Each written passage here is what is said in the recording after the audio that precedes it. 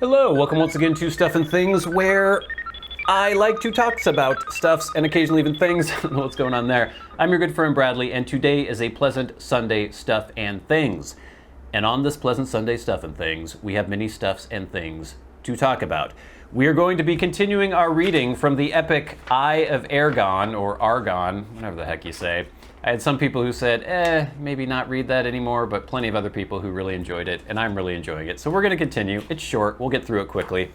We are going to be talking about one of our Patreon supporters who has become a friend of mine throughout the months and years since he's been a Patreon supporter.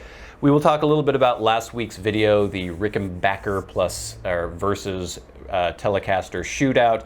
I have a shout out to a special viewer that I would like to do.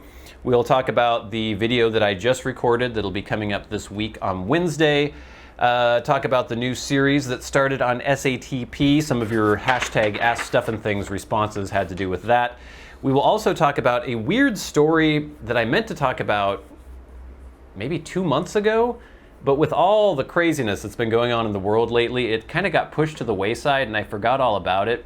So I'm going to mention that, and then of course we will have hashtag askstuffandthings, your questions. So, first of all, it is time, and I've been looking forward to this all week, for a reading from the sci-fi/fantasy masterpiece, The Eye of Argon. All right, we will start in Chapter 2. When last we left, Grigner, the dashing barbarian, was on his way to Gorzom, I believe, where he was hoping to find lusty wenches. Let's continue with Chapter 2. Arriving after dusk in Gorzom, Grigner descended down a dismal alley, reining his horse before a beaten tavern. The red-haired giant strode into the dimly lit hostelry, reeking of foul odors and cheap wine. I'm assuming he means the hostelry reeks of foul odors, not Grigner. The air was heavy with chalking fumes, spewing from smoldering torches, all one word, encased within the dens, earthen-packed walls, my God. Tables were clustered with groups of drunken thieves and cutthroats, tossing dice or making love to willing prostitutes. Wow, right out on the table. Eyeing a slender female crouched alone at a nearby bench, Grigner advanced, wishing to wholesomely occupy his time. The flickering torches cast weird shafts of luminescence dancing over the half-naked harlot of his choice. Her stringy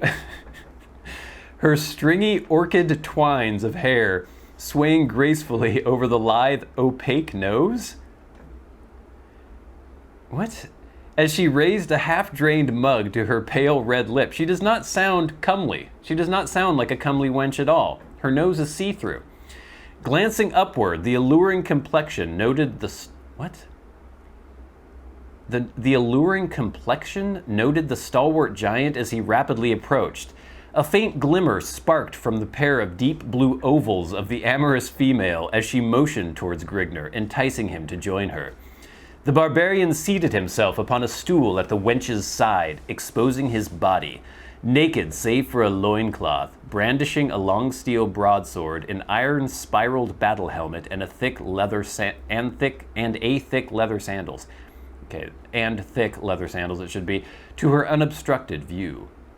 "Thou hast need to occupy your time, barbarian?" questioned the female.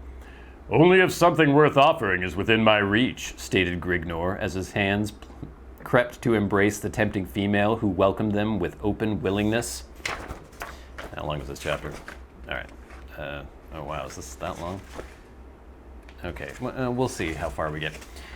"From where do you come, barbarian, and by what are you called?" gasped the complying wench as Grigner smothered her lips with the blazing touch of his flaming mouth. Oh, boy. The engrossed Titan ignored the queries of the inquisitive female, pulling her towards him and crushing her sagging nipples. Do nipples sag? To his yearning chest.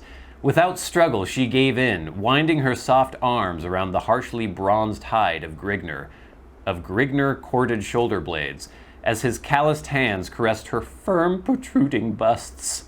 Her busts? You make love well, wench, admitted Grigner as he reached for the vessel of potent wine his charge had been quaffing. This is what the kid thought making love was. Caressing protruding busts and making out.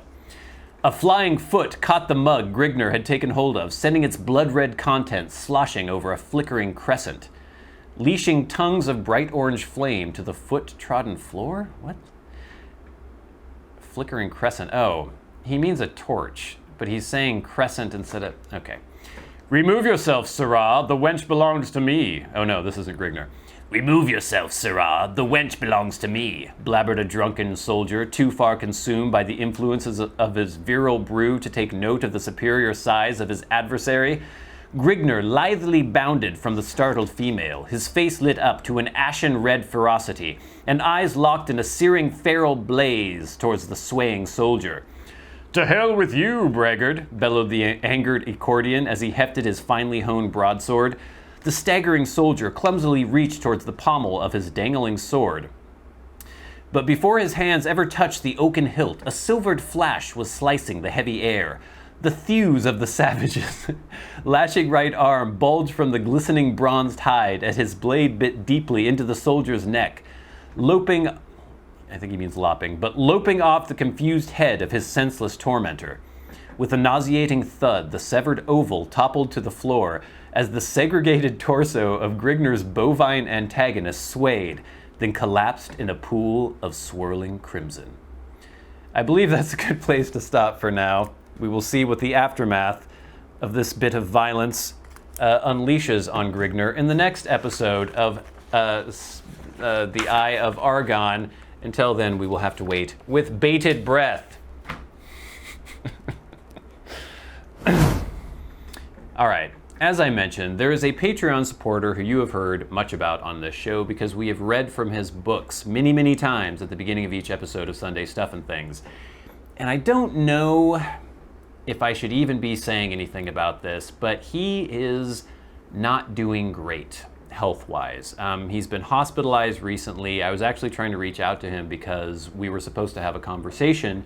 He is a Maniac tier supporter on Patreon. It is Peter Straub, our good friend. He is an award-winning author, as I said many times. And he's been hospitalized. He's not doing great. His wife reached out to me to just let me know what the situation was, the reasons for him not being able to respond to me. And I just wanted to say that I've been thinking about him. And if he gets to watch this, I hope he can. I'm thinking about you, Peter. I really hope you're doing better. I hope you recover soon. And maybe, I don't know if this is the right thing to do or not, but if any of you out there follow Peter Straub on social media or anything, maybe a word of encouragement or just let him know that your thoughts, prayers, good wishes are going out to him, because I'm definitely hoping that he can recover soon. And so I can have a conversation with him, because I enjoy our conversations and I really think of him as a friend now. So Peter, all the best to you. I hope you recover quickly, and I hope you get out of that hospital soon. And next, I just wanted to do a special shout out. I've done, I think, one of these so far where I give a special little accommodation or recognition to a commenter on the YouTube videos. There are people who I see every week commenting, and I can't always reply, but I'm always reading these comments, and I always appreciate just the general good feeling and camaraderie that happens in the comments. And there's one person in particular who I would like to highlight, and that is Peter, the Smooth Piper.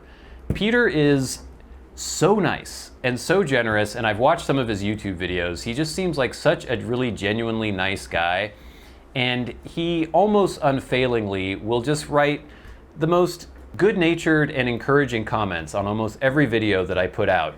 And it really means a lot to me. I always notice it, I always appreciate it, and I just wanted to say thank you to Peter, the Smooth Piper. All right, so last week's video was the Rickenbacker versus Telecaster, not even versus, but it was a video where I was just kind of showing you some of the tones that I get out of my Rickenbacker and my Telecaster. Not really everything I do with them, because I use pedals with them much of the time, but just sort of their clean tones, what they can sound like. And I got a pretty good response from that video. I appreciate everyone not placating me, but I guess humoring me, telling me that I actually can play guitar. I can sort of play guitar. The only issue with that video is that I got a copyright strike because I played a snippet of Wish You Were Here by Pink Floyd. I played it, and I thought rather poorly, but I guess it was good enough to get a copyright strike from BMG. And the only reason I mention that is because if I do any more music type videos in the future, I guess I'm gonna have to be more careful about playing songs that could be copywritten, because not only could you get a copyright strike on that video, it was fine because it just means I'm sharing revenue and I'm not really getting much revenue from that anyway, but it's possible that those videos could just be blocked entirely. So I'm gonna have to kind of navigate that and see what I can get away with, I guess. So if you guys are hoping for more music videos, I will try to post some more in the future, but I'm gonna have to figure out how to do that without getting them blocked so you can actually still watch them. So if you haven't watched that video yet, go ahead and take a look. I think it's interesting. Of course, I'm in it and I made it, so I guess I would. But a lot of people seem to enjoy it, and you should maybe check it out and see if you enjoy it as well. But speaking of videos, I just recorded the video for this coming week. This Wednesday, I did a revisited episode of Peterson Irish Flake. This is a blend that I reviewed initially 5 years ago. I think just 5 years and 2 months ago, actually. And I really liked it initially, but I didn't like it as much as I ended up liking it after I subsequently got more tins and kept trying it. It became kind of my morning blend that I would have every morning. I'm enjoying a little bit of it now in my Dunhill 1962 Shellbriar Billiard. But this is a blend that I guess my appreciation for increased after the initial review. So this is kind of an interesting case for Revisited. It wasn't one that I was insanely positive on. I was still positive in the initial review, but my opinion of it got better and better and better the more I had it.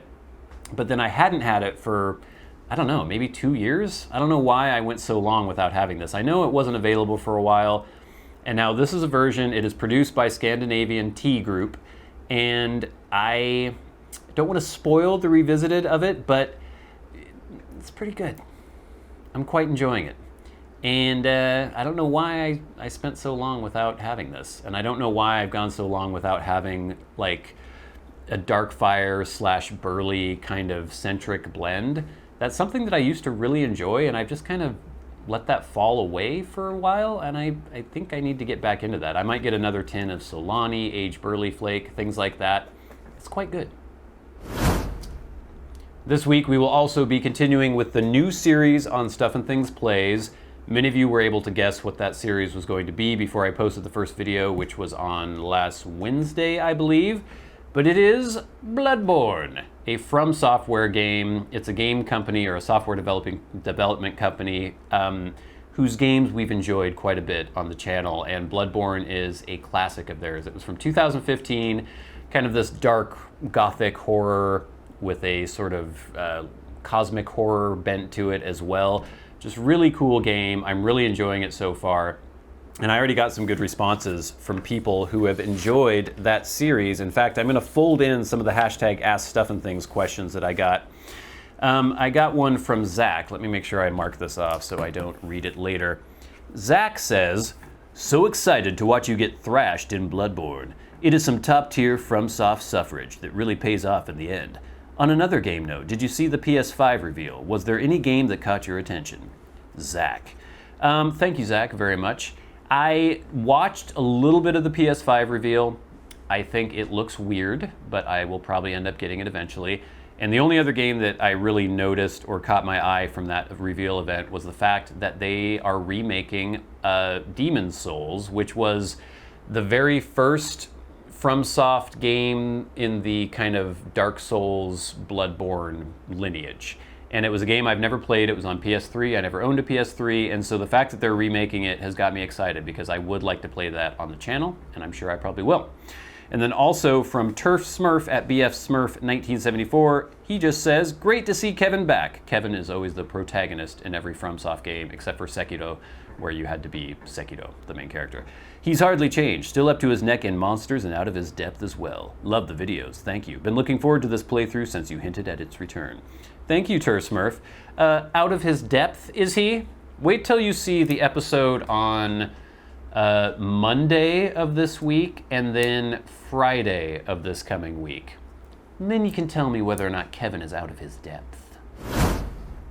And finally, I don't know if you could really call this the main topic of this week's video, but did any of you notice in April, I guess it was like mid-April or around then, obviously all this crazy public health crisis stuff was going on, and so I think a lot of people overlook this, but the Pentagon released 3 videos that they had captured from pilots who, I mean, well, there are different circumstances for most of them, but I guess the main footage was from pilots who were doing war games out over the ocean of UFOs.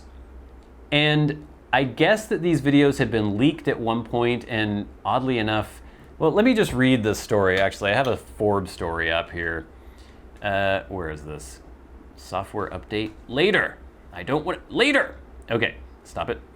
Okay, so this is from Forbes. This is April 27th, 2020 by Jack Brewster. Here's why the Pentagon officially released UFO video footage. The Pentagon formally released 3 unclassified videos Monday, taken by Navy pilots of unidentified aerial phenomena, a step that comes after years of progress towards government transparency surrounding unidentified flying objects. Okay. Key facts. The videos, which were first published by the New York Times in 2017, so I didn't even hear about these then, show fast-moving oblong objects racing through the sky and a pilot in one video yelling, "Look at that thing, dude, it's rotating." The Pentagon, which previously confirmed the veracity of these videos in 2019, said it formally released the footage after a thorough review determined that the videos do not reveal any sensitive information and to clear up any misconceptions by the public on whether or not the footage that has been circulating was real. It was a quote. Sue Go, a Defense Department spokeswoman, told CBS News. One of the videos released shows an incident from 2004 in which Navy pilots encountered an object 40 feet long, hovering about 50 feet above the water, according to the New York Times. The 2 other videos are from 2015 and show strange objects moving very quickly, one racing above the water, another rotating in midair. The videos were released after unauthorized leaks in 2007 and 2017. I'm going to show you these 2 videos right now in case you haven't seen them. Dude, this is a fucking drone, bro. There's a whole fleet of them. Look on the ASA. My gosh. They're all going against the wind. The wind's 120 knots from the west. Look at that thing, dude.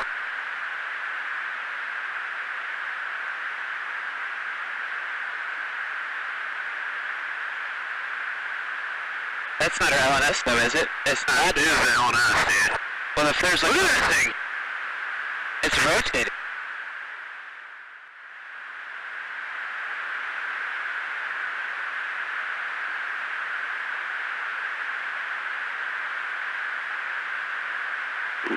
Nickel 6-1 Tango Roger, over. Oh, got it! Woohoo! Roger, there's troubleshooting. What the fuck is that? Did you box moving target? No, I took an auto track. Oh, okay. Oh my gosh, dude. Wow, look at that, man. Look at it fly. Pretty crazy footage. We'll leave that for now. The release of the videos and the Times report on the experiences of the Navy pilots who encountered the objects comes as government officials have sought to investigate and lend more transparency to the subject in recent years. What else? There was some more key information. I guess they were originally leaked by Tom DeLonge from Blink-182. I don't know how he got his hands on them. A critical quote, or a crucial quote. It accelerated like nothing I've ever seen, one of the pilots told the New York Times about an encounter with the oblong object in 2004, about 100 miles out in the Pacific. Basically, this story, I think, would have been really huge, or at least would have had the internet talking a lot more if it had been released not during the middle of, I think, probably the peak of the furor over the CV action that we've been experiencing. And I don't know if maybe that's why the Pentagon released them then. And obviously there's been all sorts of weird footage that people say are UFOs. And let me just say right off the bat, like, I'm skeptical in that I think that most supposed UFO sightings are things that are probably more easily explained by other phenomena, and if we just had more information, they could be glossed over by saying, oh, there's just a different phenomena that's happening and you're just interpreting it this way. Most stories of people supposedly being abducted, I don't really believe. I don't believe in most of the Roswell stuff. I don't believe most of the stories that I've heard because they just don't seem very credible. I will, however, say that I do think it's possible that there is other life in the universe. In fact, I think it's pretty likely that there would be other life. Whether or not it has decided to visit the Earth and abduct people and probe their anuses, I'm very much skeptical about that. But just the fact that there is video footage of things that the military doesn't understand. They don't know what these things are. And there were other quotes and other stories where they're saying that there's no way that any other country has technology like the technology they're seeing. These objects that are moving and basically almost defying the laws of physics, stopping on a dime and then accelerating within like nanoseconds to insane speeds. So do I think that these are definitely alien craft? No, but it's interesting and it's possible that it's just something we don't know about. And I don't know, I find it fascinating. And I find it fascinating that we haven't really been talking about this as a society. And I guess I understand because of everything else that's been going on. But I mean, my God, these UFO videos, it's kind of crazy. And that's my conclusion. There's UFO videos, and that's kind of crazy. But now, gang, I think it's time for us to get to hashtag askstuffandthings. I've already touched on a couple of the questions I had, but if you have a question for me and you would like it answered on the Sunday Stuff and Things, tweet at SAT Bradley with the hashtag askstuffandthings, and I will do my best to answer you on the next Sunday Stuff and Things.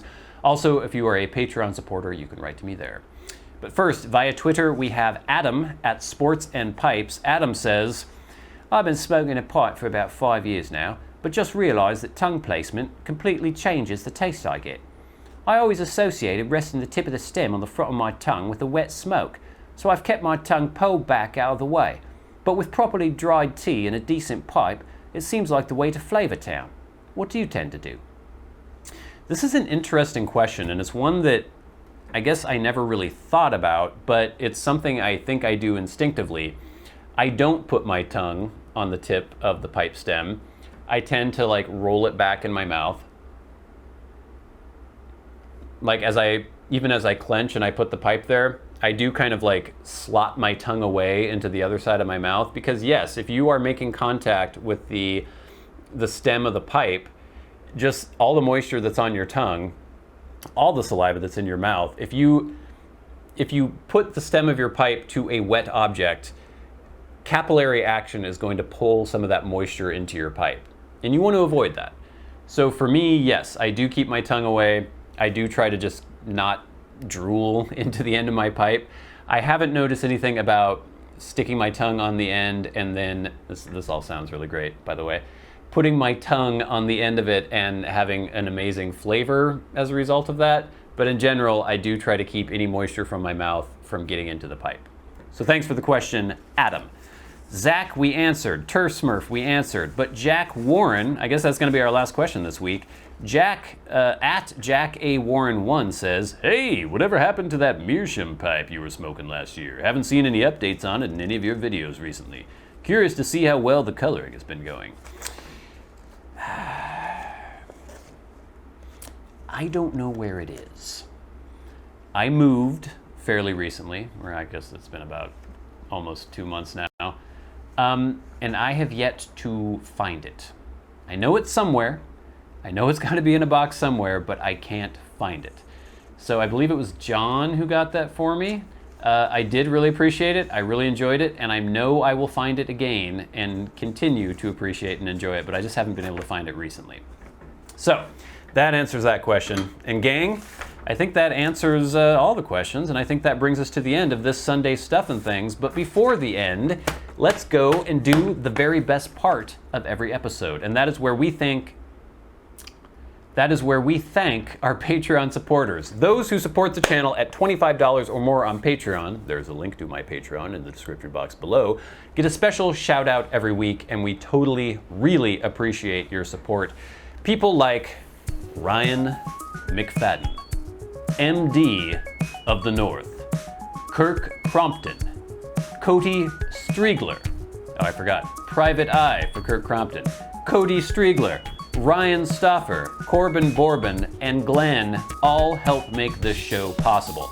And we would also especially like to thank the Maniacs, the crazy people who support the channel at $100 a month. People like Peter Straub and Bob Magee. Thank you both so much. Thank you all so much. Thank you all so much for watching. Please check out the revisited episode for Peterson Irish Flake, which we'll be posting this Wednesday. Check out the Bloodborne series on Stuff and Things Plays, episodes every Monday, Wednesday, and Friday. But until next time, until we meet again, I've been your good friend Bradley. You've been the audience. This has been Stuff and Things on a pleasant Sunday, Stuff and Things. I'll see you later.